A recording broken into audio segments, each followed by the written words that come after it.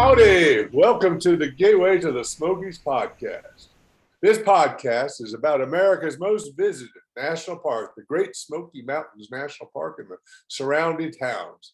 This area is filled with ancient natural beauty, a deep storied history, and rich mountain cultures that we explore with weekly episodes. I'm Joseph Franklin McElroy, a man of the world, but also with deep roots in these mountains. My family has lived in the Great Smokies for over 200 years. My business is in travel, but my heart is in culture. Today, we're going to talk about traditional Cherokee crafts at an iconic craft store. But first, I got a few little sponsor message events and things coming up. Imagine a place evocative of motor courts of the past, yet modern and vibrant with a chic Appalachian feel. A place for adventure and for relaxation. Imagine a place where you can fish in a mountain heritage trout stream, grill the catch on a fire, and eat accompanied by fine wines or craft beers. Imagine a place with old-time music and world cultural sounds. There is no other place like the Meadowlark Motel in Maggie Valley, North Carolina. Your Smoky Mountain adventures start with where you stay. The Smoky Mountains and surrounding areas are a vacation destination for all seasons. Some of the nation's best hiking trails, waterfalls, outdoor adventures, and family entertainment can be found right here. Start your adventure by using smokiesadventure.com. That's Smokies plural, adventure singular.com to explore all the wonderful features of the Great Smoky Mountains National Park. Trails, waterfalls, Cade's Cove, and more. Then check out all the awesome family attractions and entertainment your entire family can enjoy. Or find out where to have weddings in the mountains, or to go on a honeymoon and having a romantic adventure. The goal of Smokies Adventure is to become the leading information portal for adventures and experiences in the Great Smoky Mountains. So upcoming events, the Meadowlark Motel has a heritage center called the Meadowlark Smoky Mountain Heritage Center, and it has a heritage book series where you get presentation on heritage books about the Smokies. The upcoming one is a presentation on the legendary hunters of the Southern Highlands, a century of sport and survival in the Great Smoky Mountains.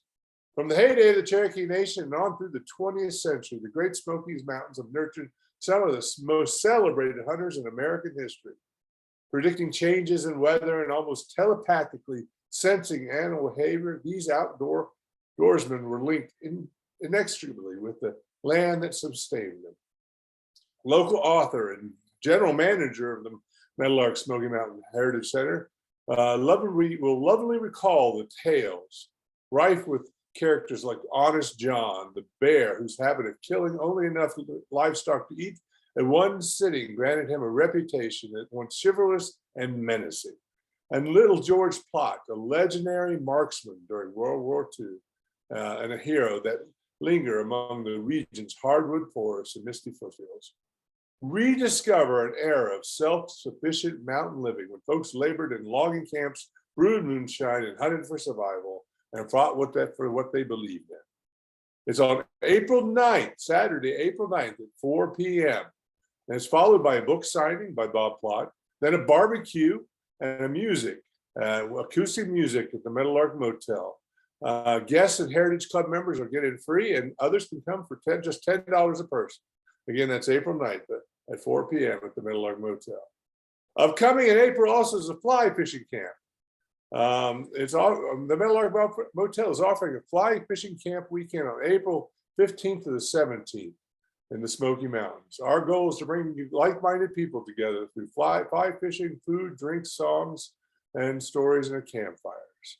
Led by Charles Humphrey III, who was previously on this podcast, who is not only a Grammy Award-winning songwriter who might be persuaded to break into a few songs around the campfire, but he's also an accomplished, an expert fly fishing guide, and he has a few compadres that are also great fly fishing experts. So there'll be a Friday night fishing tales presentation. There'll be some food. There'll be lodging. Saturday night, there'll be breakfast, and there'll be a half a day of instruction, then 4 or 5 hours of intense fishing. Plus, there'll be additional fishing just in we have a mountain heritage stream in the backyard. There'll be a barbecue dinner, live musical entertainment, campfires, and lodging. So call 828-926-1717 to find out more about this fantastic weekend. Now, I like to try to tie in a little bit of story or poetry or something into the guest content that's coming up. And I thought it'd be interesting to talk about the Cherokee's origin story for the Smoky Mountains. According to legend, a long time ago, before selfishness came into the world, the Cherokee people were happy sharing the hunting and fishing places with their neighbors. All this changed when selfishness came into the world and man began to quarrel. The Cherokee Indian quarreled with tribes on the east. Finally, the chiefs of several tribes met in council to try to settle the dispute. They smoked the pipe and continued to quarrel for 7 days and 7 nights. This displeased the Great Spirit because people are not supposed to smoke the pipe until they make peace. As he looked upon the old men with heads bowed, he decided to do something to remind people to smoke the pipe only at the time they make peace. The Great Spirit turned the old men into these grayish flowers now called Indian pipes, and he made them grow where friends and relatives had quarreled. He made the smoke hang over these mountains until all the people all over the world learned to live together in peace. So a man who knows a little bit about the Cherokee and the stories and the folklore and the traditions is a guy named Ed Sharpe.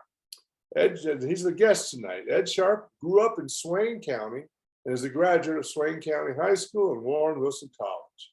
After a 25-year career as a musician, songwriter, and sound engineer in Nashville, Tennessee, Ed and his wife moved back to Swain County in 2018 and took over the renowned Medicine Man craft shop in Cherokee, North Carolina.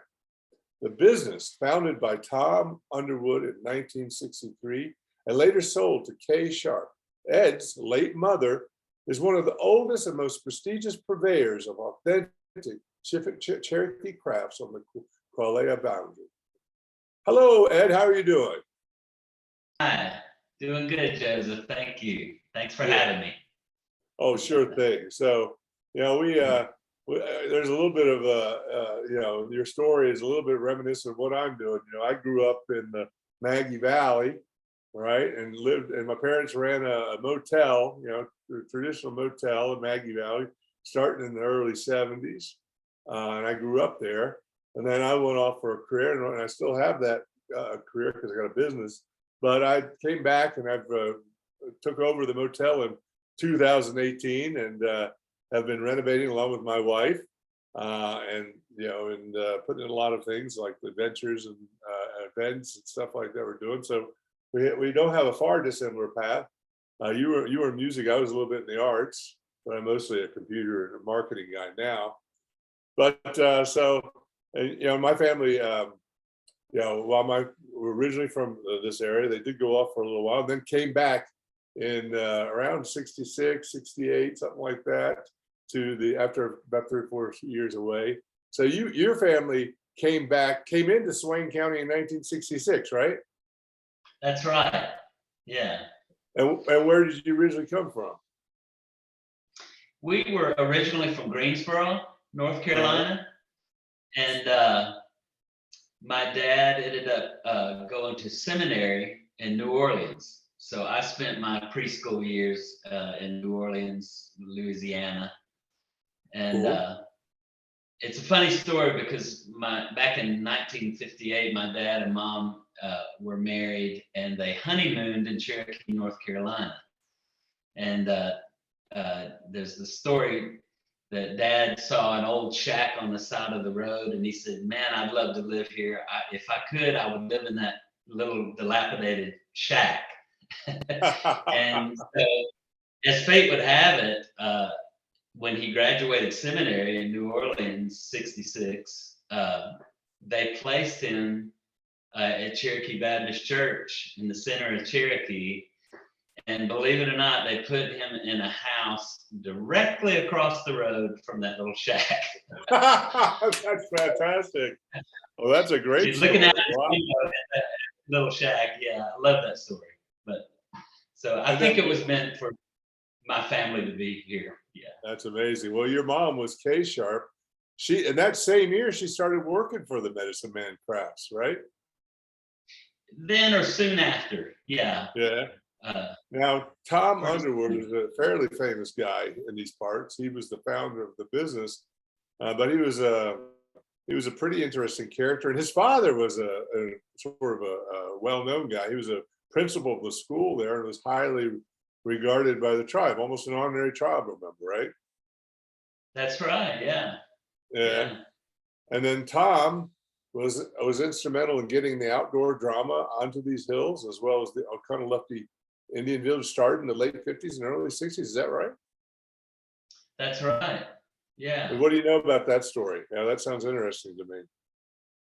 You know, I don't know a whole lot about his time there. It was before my time, but he grew up, as you said, his dad was a teacher, a prominent teacher in the area. So he grew up with the Cherokee people and friends and peers.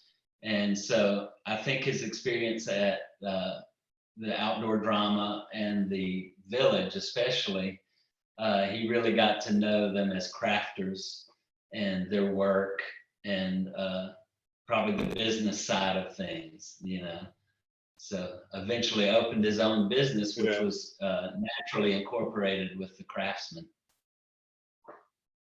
So I guess he got a lot of trust with the craftsmen, because getting them to give you their wares to sell is not the easiest. Yeah, I think so. I think he was just connected that way through his experience. Yeah. So he started both the craft store and a motel at the time, right? He did not have the motel, but they were connected. They were connected. Nice. He was on the ground floor of the motel there. Okay, cool. Yeah. All right. Yeah, of course, I'm always intrigued by motels and what they did back in the day, right? So, yeah. Yeah, there's some interesting ones around Cherokee too, as you know. Oh my goodness. Well, there's interest. All these mountains have all these motels, and they're starting to be, there's starting to be a number of them are renovated and becoming interesting again, right? Just like the Metal Art. Yeah. Love that. Yeah. Yeah. All right. So we got to take a break. And then we'll come back and find out more about the history of your Medicine Man crafts store. Absolutely. Are you a business owner? Do you want to be a business owner? Do you work with business owners? Hi, I'm Stephen Fry, your small and medium-sized business or SMB guy, and I'm the host of the new show, Always Friday. While I love to have fun on my show, we take those Friday feelings of freedom and clarity to discuss popular topics on the minds of SMBs today. Please join me and my various special guests on Friday at 11 a.m. on talkradio.nyc. Are you a conscious co-creator? Are you on a quest to raise your vibration and your consciousness? I'm Sam Leibowitz, your conscious consultant. And on my show, The Conscious Consultant Hour, Awakening Humanity, we will touch upon all these topics and more. Listen live at our new time on Thursdays at 12 noon Eastern Time. That's The Conscious Consultant Hour, Awakening Humanity, Thursdays, 12 noon on talkradio.nyc.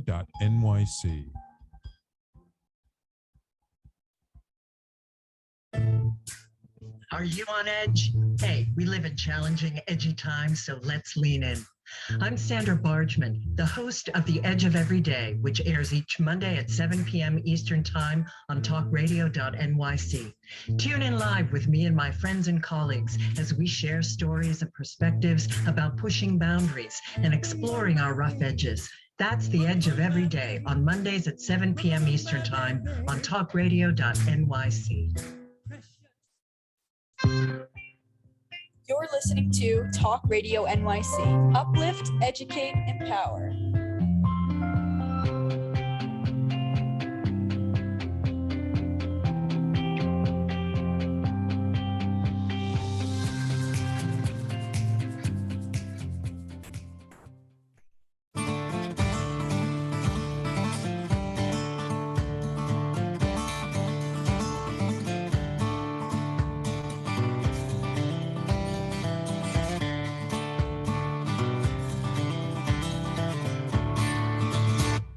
Howdy, this is Joseph Franklin McElroy back with the Gateway to the Smokies podcast and my guest, Ed Sharpe. So, Ed, I guess, growing up, your mom working and you, getting to meet and know a man like Tom Underwood, he had probably quite an influence on you and your mother, right? He did, yeah. He really became part of our family. Did he set the tone of the shop, and why it's so well known today is that authentic Cherokee cultural artifacts? He certainly did, yeah. His relationships with the local people and the tribal members, and all their wares. It was fascinating as a young kid to see all that. Do you have, I guess, like me, you grow up, when your parents are involved in a business, you grow up in the business, right?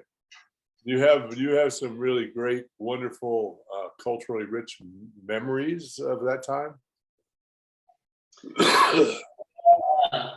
I do with a lot of the art. For a long time, we had a piece by John Wilnody called The Eagle Dancer. I don't know if you ever saw that, but it was a statue type wood carving that was just beautifully done and in a case there, and it kind of became the icon of the medicine man, that piece. So I remember that well, and aside from that, a lot of playing in the river out back after school. Oh, what river was that? Do you remember? The Oconaluftee runs right behind the shop. All right, Yeah. Great, yeah. Through many a stone in that. So did you work in the shop as a boy? I did not, but I was around it a lot. I'm sure my mom had me doing some jobs here and there, but mainly. Well, I had to clean rooms, so. Oh yeah. Yeah. That was that. But you're right for it. Yeah. So the business, I have some memory of it, and even more recent. I've gone to the museum many times, and you're right near there. And it's not like one of those tourist traps, right? It has trinkets from overseas and rubber tomahawks, and while there's always a place for that in the world, it's not for people that want to get into the real authentic Cherokee craftsmen. Can you elaborate a bit on your commitment and the difference from that, how you achieve that sort of authenticity? Yeah, so that's been the focus of the medicine man for years, and it's all in the relationships with these crafters that have known the medicine man for years and generations. So that was really one of my biggest goals when I took over a few years ago, was to maintain those relationships. Some of the people I knew even from childhood, and others I would meet and had met through mom. So I took great care to keep those relationships going with the local people and the local crafters. Wow. Well, it's interesting that you came back. I was you left for a while. You went to college, and then you got into a musical career in Nashville. Tell me about that. What were you doing? Yeah, well, I went to Warren Wilson, which is right outside of Asheville, and studied music, composition, and voice. I was a singer, so I was a voice major as well. And now, is it Warren Wilson is sort of an interesting school, right? It's got like you have to work on projects around the school. Is that right? Yeah. Yeah, they have a work program. There's a few other schools in the country that way, but if you stay on campus, you work for your room and board. And wow. Everyone works 15 hours. I was lucky enough to work in the music library, which is very beneficial. So yeah, I eventually moved to Nashville and pursued music. I did a lot of songwriting and a lot of writers' nights and writers' rounds, played the Broken Spoke and the Bluebird and that whole thing while working odd jobs, waiting tables. But eventually I needed to pay the bills, so I got into sound engineering, which I'm very much into as well. You found a passion in sound engineering, right? Yeah. Who'd you get to work with? You got any name dropping you can do? Oh man. Well, I was in the heart of the country music scene, so I met and worked with a lot of people. I had gone to recording engineering school briefly to get my certification, and they placed me in a jingle studio, which was a national jingle studio. They did a lot. They worked with a lot of people, and my first month there, I think Dolly Parton was recording her stuff for Dollywood. So I met her right away and fell in love, like everyone does. And just through that experience, they were connected with contemporary Christian and country. So I met, worked with Amy Grant, Michael W. And an odd one was Martin Sheen. I'm a big Apocalypse Now fan. I got to meet Martin Sheen. Oh, wow. That's great. Yeah. From there, after that experience, I moved into live sound, which I fell in love with, and worked for Opryland Productions, which has the Grand Ole Opry and the hotel and the Ryman. And so, yeah, met a lot of my heroes there, Merle, Loretta, and Tanya, and all those people. A lot of fun. Oh, that's great. Dolly Parton is actually, I've never met her, but she's a cousin of mine. She actually used to come up in the Fines Creek area and drive my great grandfather down to the grocery store, is what people told me. I never got to see her, got to know her, but it's kind of nice to know there's a cousin like that. Oh yeah, what a sweetheart too. Yeah, she's a treasure, the United States treasure. Yeah, absolutely. Absolutely. Yeah. She does everything right every time, just about. And I ended up working with Brenda Lee, if you're familiar with her, that did Rocking Around the Christmas Tree. Right, and yeah. What a sweetheart, just a beautiful, beautiful lady. And so I was her sound guy for over 10 years. She retired just a few years ago. So you have this wonderfully successful sound engineering career, getting to interact with all your idols, and you decide to come back to Swain County and take over the shop. What was the inspiration for that? Was it a shack across from a church? Well, it just, the time was worked out. COVID came along, so all the gigs and the touring kind of dried up. And my wife and I were both wanted to be closer to our family, our parents. Her parents live close by as well. Our homes are like 2 miles apart here. And so it just felt right. And Mom was ready to retire and asked me if I'd be interested. And I said, yeah, I think I would. And I absolutely love that store, grew up with it.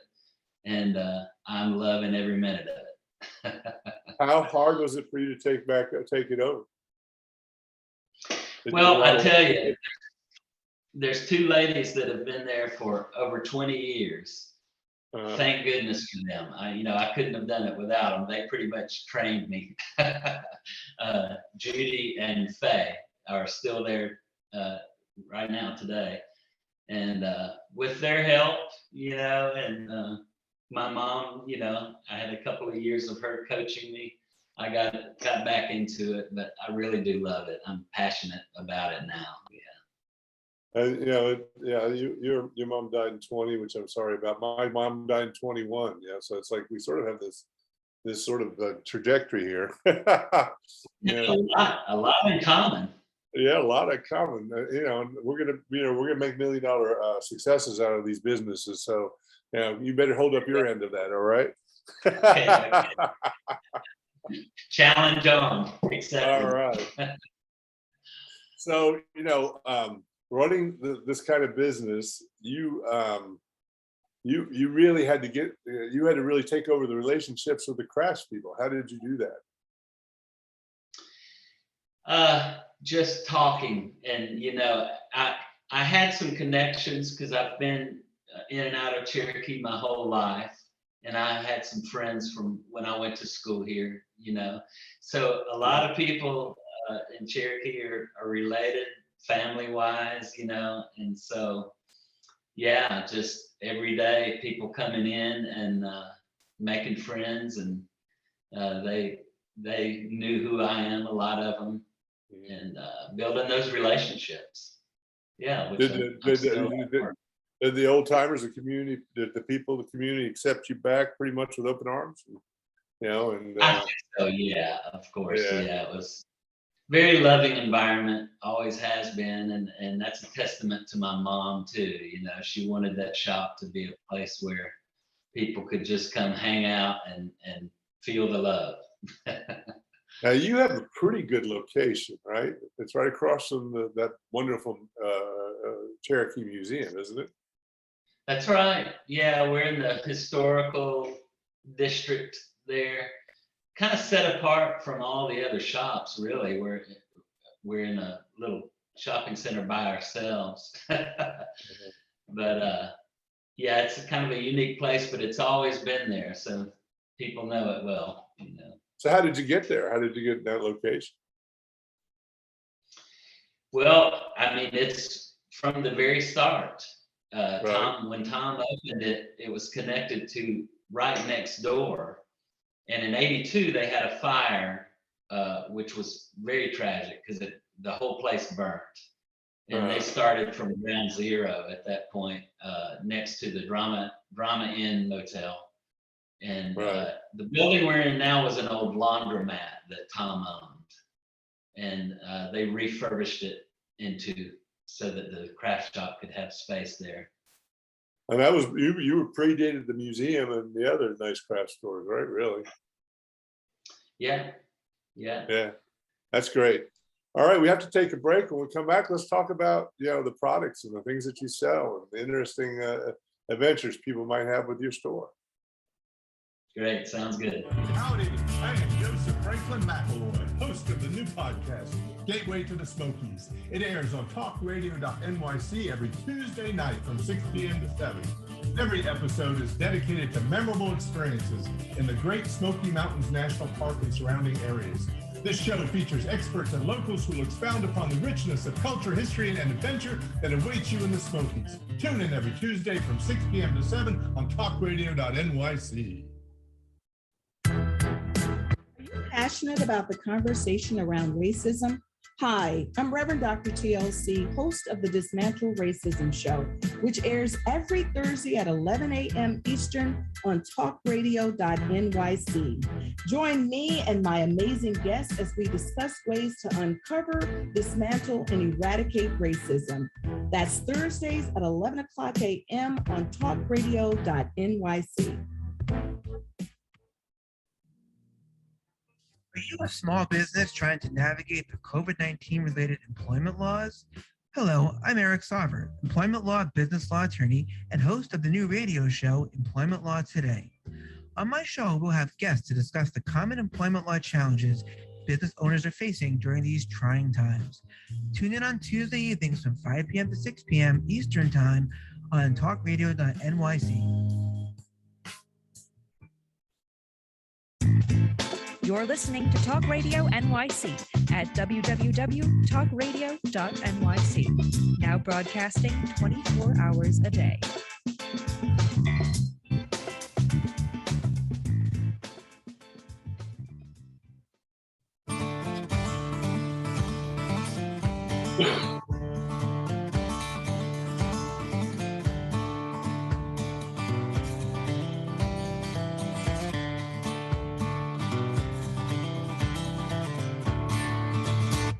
Howdy, this is Joseph Franklin McElroy back with the Gateway to the Smokies podcast.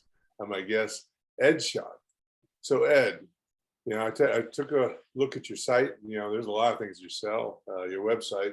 I noticed that you have a lot of books. Is that a big area of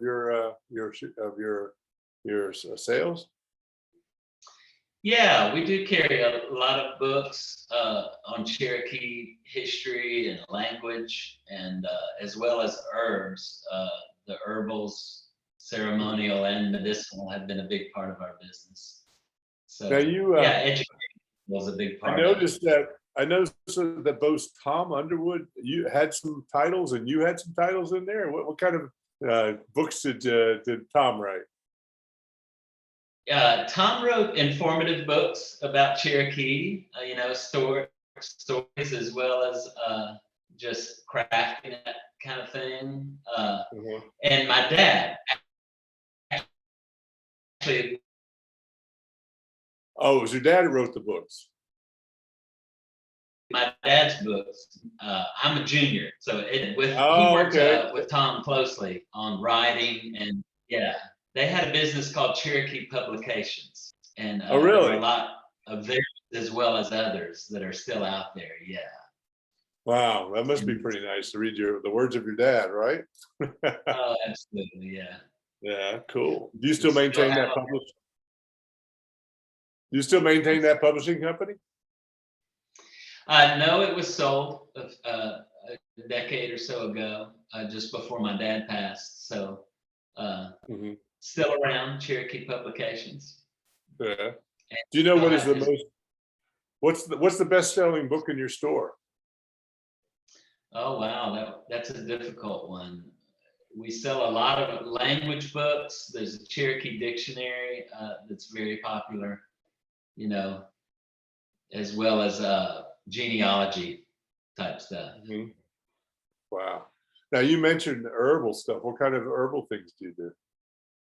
Yeah, that's become a big part of our business. It was always there, but I'm really been expanding on it since I've been there. A lot of medicinal herbs with tinctures and dried teas, soaps and salves. And then we have another section that's ceremonial, that goes back to the ancient Cherokee traditions and Native American sage and lavender and sweetgrass and that type of thing. Wow. And you carry them in the store so people can just come there and get them? Yeah. We do. Yeah. You don't normally see. Fun. Do you source them locally? Not everything. Some things we do. We have a lot of yellow root that's harvested locally, and our main herbalist does harvest a lot of her stuff for the tinctures and teas and that kind of thing.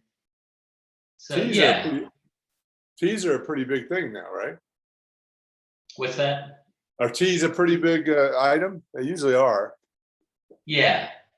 Yeah. What's a good Cherokee tea? What's a good tea that people like? Well, we have some blends that are real good. Green tea is a big thing, but people will come they may have certain ailments, or they'll come for something for digestion or something for joint pain, and so a lot of these teas and salves are old medicinal recipes, from the pioneers, really. Plant medicine. Right. Well, the Scotch Irish settlers came in, and they had a tradition of herbalism too, and they changed it all based upon based upon the Cherokee traditions, right? So I think that's very interesting. There was this cross-cultural tradition exchange of information that really made the Smoky Mountains one of the top areas for herbal and natural remedies, I think. And of course, the old story goes, the old story is that none of it works unless you have a shot of moonshine with it. Absolutely. Yeah. Well, aside from the herbals and the teas and the books, you have a lot of crafts there, right? What are some of the most popular craft categories?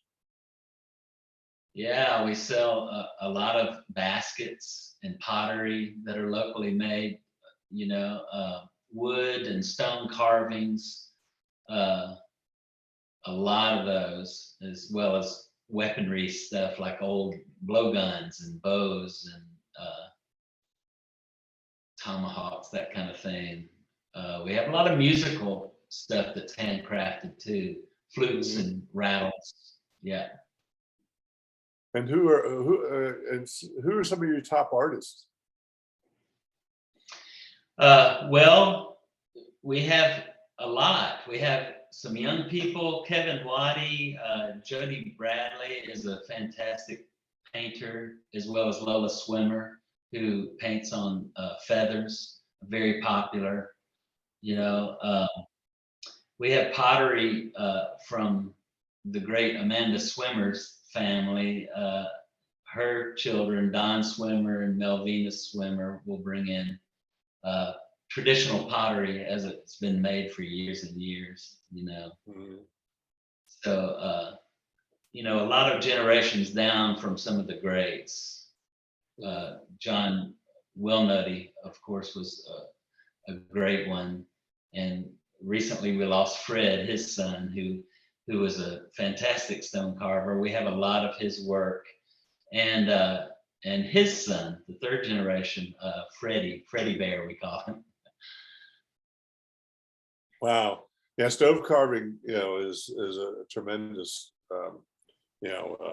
skill. You know, my and not just the carving, but actually doing things like just building beautiful stone walls. My father, you know, was had a high construction company here for a long time in the mountains, and he would work with the Cherokee Indian stonemasons because they had their own tradition for a long time of doing stonework. And then, you know, when the Appalachian Trail came through and the parkways and all that, you know, the state and the government brought in Italian stonemasons to do a lot of that, right? And so then the Cherokee Indians worked with them, and they gained. So they also not only had their own tradition, they gained the experience of working with European traditions of stonemasonry. So they've become some of the best in the world.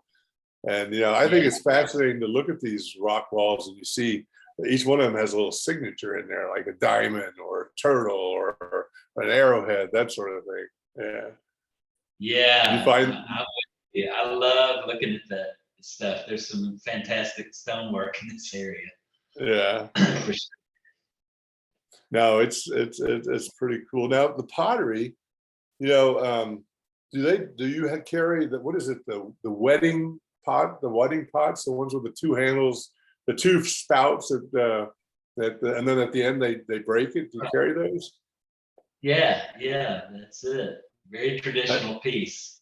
Well, you know, it's kind of interesting, but there's the same tradition in Jewish weddings. I mean, I think it's fascinating. I don't know how that happened to have this similar traditions, and they break it at the end the same way, right? Yeah.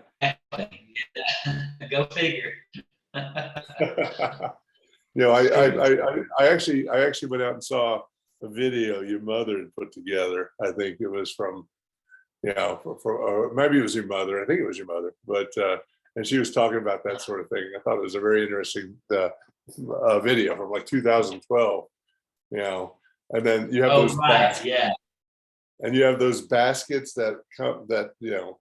You have these baskets that like they have to take very large trees and shave them or something like that. Yes, yeah. The what are those called?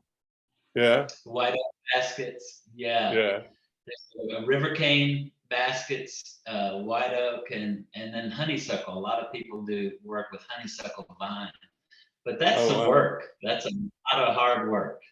Oh my gosh! I mean, that's an incredible amount of work, but I think that they're some of the most highly sought after baskets in the world, right? Yeah. Beautiful. Cool. Now I'm a particular fan of masks. You know, I've been to a few places in the world and seen some tremendous masks, and I've collected a few, but the Cherokee masks are stunning. I mean, the features in a lot of these masks are haunting, right?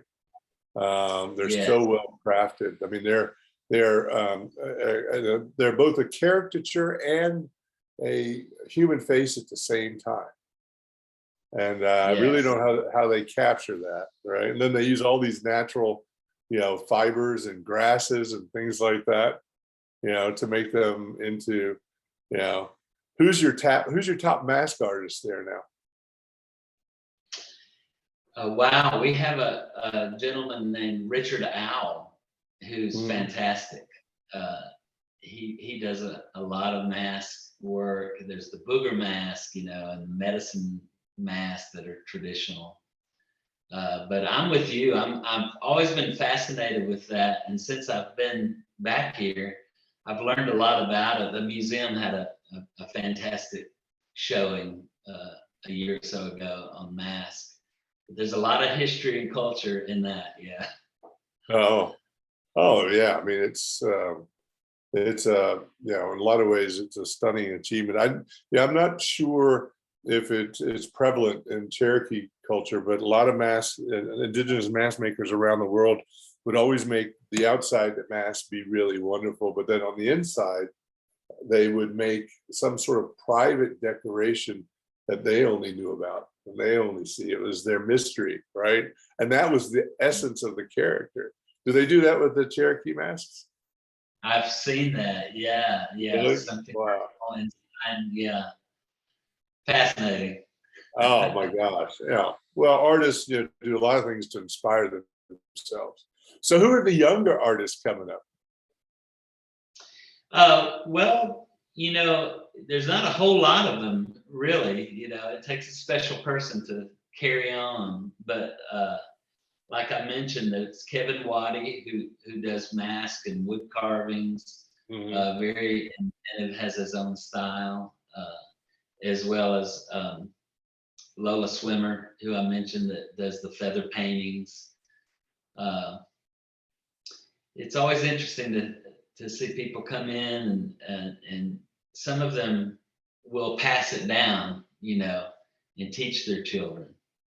So it's a constant learning process. Well, since your business has been in business, for 50 years, you must work often with generations, right? How do you keep the generations involved? Everyone that comes in, I find out their story, and it seems like they're all related. Everyone's from one big family. There's always a connection. That's sort of like all the counties in North Carolina, in the Western North Carolina, a little bit like that. Oh, you're so-and-so's uncle's brother. I got you. All right. Well, we got to take another break and come back and finish up with some odds and ends and some things that visitors might like to learn and shout outs. All right. Great. Hey everybody, it's Tommy D, the nonprofit sector connector, coming at you from my attic. Each week here on talkradio.nyc, I host a program, Philanthropy in Focus. Nonprofits impact us each and every day, and it's my focus to help them amplify their message and tell their story. Listen each week at 10 a.m. Eastern Standard Time until 11 a.m. Eastern Standard Time, right here on talkradio.nyc. In a post-COVID world, you may have many unanswered questions regarding your health. Are you looking to live a healthier lifestyle? Do you have a desire to learn more about mental health and enhance your quality of life? Or do you just want to participate in self-understanding and awareness? I'm Frank R. Harrison, host of Frank About Health, and each Thursday, I will tackle these questions and work to enlighten you. Tune in every Thursday at 5 p.m. on talkradio.nyc, and I will be frank about health to advocate for all of us.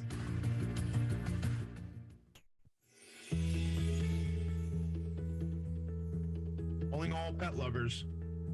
Pet Avengers, assemble! On the Professionals and Animal Lovers show, we believe the bond between animal lovers is incredibly strong. It mirrors that bond between pets and their owners. Through this program, we come together to learn, educate, and advocate. Join us live every Wednesday at 2 p.m. at talkradio.nyc. You're listening to Talk Radio NYC at www.talkradio.nyc. Now broadcasting 24 hours a day.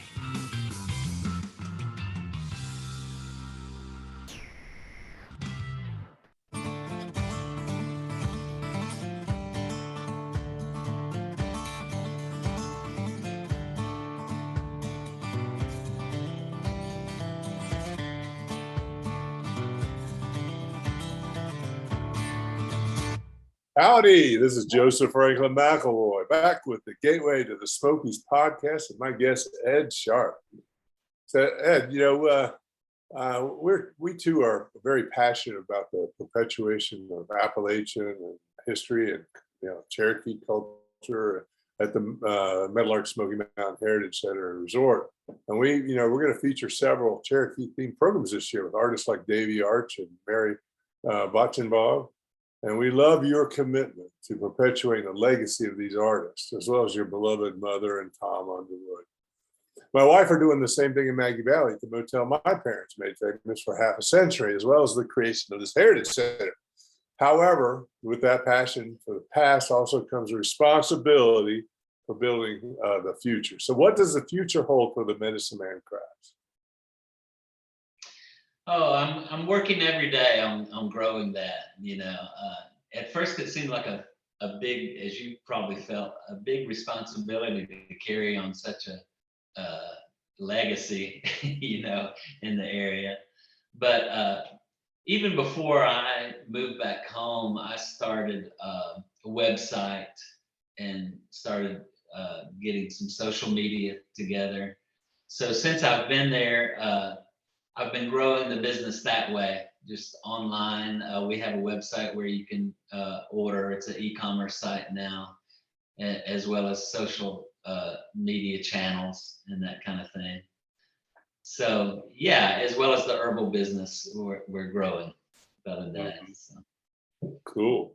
Now I would be remiss for my kids because I have, even though I've been around for a while, I have 3.5-year-old twins. And I notice you have a kids section on your website. What's the most popular kids item that's craft related? Huh? We've got little mini blowguns and pea shooters that they love. Sometimes the parents don't love them as much, but all kinds of things from traditional little dolls and clothing and tomahawks and all that fun stuff. All that fun stuff? Oh, I remember tomahawks. I remember also coming back, I think, with slingshots from the craft stores back in the day. But I have no idea what that did with that related to culture here. But they had little leather things on them, so that made them authentic. Got to have slingshots. Yeah. So aside from being in business for half a century and and all your great stable of craftsmen, what sets apart the Medicine Man crafts from the other local shops? Well, I think just the time that it's been there and the relationships we've developed, but our focus really is on local handmade stuff and just creating an atmosphere where people can come and really feel the culture and feel at home. It's funny, we talked about generations of crafters, but we also now have generations of visitors, that come by year after year. A lot of people will come in and say, man, I remember being here as a little kid and perusing this place, Right. So it's a joy. Yeah. I like to, because we're talking out to people hopefully that will come visit.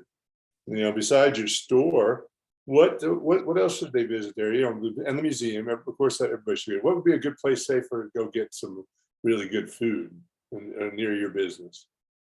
Yeah, there's several family places. There's Paul's Restaurant, which does family traditional meals like trout and fry bread and and stuff like that. There's a brand new brewery restaurant up the street that's doing well, and as well as, you know, all the Mexican and Asian, and there's a great little local deli called Sassy Sunflower that's doing real well, that's run by locals, you know. So Cool. And is there any other entertainment near there that you would recommend people to see? well, I always point people to the drama, you know, Unto These Hills, and to the museum, and the old Oconaluftee Indian Village. It's been there through the test of time, and it's very educational and great for people to visit, you know. Cool. And you're an avid hiker, right? So and photographer in the Great Smoky Mountains National Park. So you're working on the 900 miler certification? Oh yeah, yes, I am. We'll see how long it takes me, but well, that's going through all the nine. Is that going through all the 900 miles of the trails of the Smoky Mountains, right? Yeah. That's the goal. Yeah. And how long do you think it will take? Well, I think I've covered about 60% in the 3 years I've been here. So, oh wow, if that gives any indication. Of course, I left the hardest trails for the last, so it could take me a while. So what's your favorite hike you've done in the Smoky Mountain National Park? Oh wow, Mount LeConte is something special. You know, there's 5 different trails that go up there, and they're all just breathtaking. You know, yeah. So that may be my favorite place to go. And it's spring. It's about springtime now. What's the best place for the wildflowers? Oh, the park is full of them. You know, there's a lot of trails. I was just on. I'm trying to think of. I'm losing now. It's Parsons Branch, maybe, or Porter's Creek. Wonderful place for wildflowers. I was there a week or so ago, and they're already popping their little heads out. So great. But you can't go wrong. You can't go wrong, right? So, what's your website and social media addresses so people know where to reach out to you? Sure. The website is medicineManCrafts, plural, .com. And as I say, we have all of our herbals and crafts are on there. Not everything in the store, of course, but that's our website. We're on Facebook and Instagram, Pinterest, Twitter. Just search for Medicine Man Crafts at those places, on all those. Yes. Cool. Yeah. And do you have any personal media that you send out, or is it all just related to Medicine Man Crafts? All related there, pretty much. That's been my focus. Yeah. All right, cool. So any other shout outs you want to do? Oh man, thank you to you for having me. It's a wonderful opportunity. And thanks again to Judy and Faye for being there. I couldn't do it without them. So y'all come visit. All right, great. So this is the Gateway to the Smokies podcast. You can find out more about us at Facebook.com/Gateway to the Smokies podcast, or you can go to SmokiesAdventure.com and you'll see a link to all the episodes at the top of the menu. We are involved on a network called talkradio.nyc, which features a lot of live podcasts, one of which we are one of, that range from self-help to small business, to travel centric, to dealing with pets. It's a vast range, but it's a very interesting network. I appreciate everybody. Just go out there and check out some of the other programs that are going on. I actually have another program called Wise Content Creates Wealth. It is a podcast about modern marketing with content and things like AI and behavioral science and things like that. That happens to be my expertise, which I've used to raise the money that's helping revive the Meadowlark Motel and renovate it. That airs on Fridays from noon until 1. And I have some of the top people in the business of digital marketing, especially in content marketing, SEO, AI, behavioral science, things like that come. And I want to remind everybody, this podcast is every Tuesday from 6 until 7. And I look forward to having you, seeing you next week and listening to what we have to say about the Smoky Mountains and a great place to come visit and live. Thank you very much.